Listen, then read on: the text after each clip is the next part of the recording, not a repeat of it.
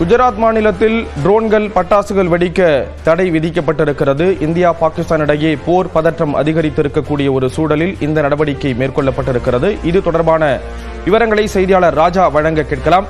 ராஜா, என்னென்ன கட்டுப்பாடுகள் மக்களுக்கு விதிக்கப்பட்டிருக்கிறது? வணக்கம் ஸ்ரீராம். இந்தியா பாகிஸ்தான் இடையிலான இந்த பதற்றமான போர் சூழல் காரணமாக ஒரு குஜராத் மற்றும் ஜம்மு காஷ்மீர் உள்ளிட்ட மாநிலங்களில் சிறு சிறு நகர்வுகளும் ஒரு மிக முக்கியத்துவம் வாய்ந்தவையாக கருதப்படுகிறது.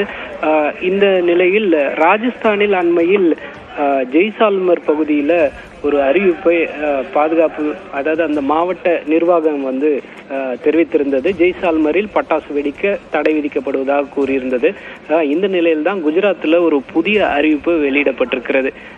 இந்த புதிய அறிவிப்புல என்ன சொல்லியிருக்காங்கன்னா, பட்டாசுகள் வெடிக்கக்கூடாது, அதே போல எந்த வகையான நிகழ்வுகளாக இருந்தாலும் அதில் படம் பிடிப்பதற்காக கூட ட்ரோன்களை பயன்படுத்தக்கூடாது என்று அந்த புதிய அறிவிப்பில் தெரிவிக்கப்பட்டிருக்கிறது.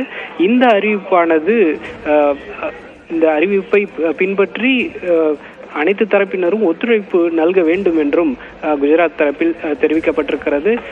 இந்த அறிவிப்பானது வரும் 15ஆம் தேதி வரை அமலில் இருக்கும் என்று அதிகாரப்பூர்வமாக அறிவிக்கப்பட்டிருக்கிறது.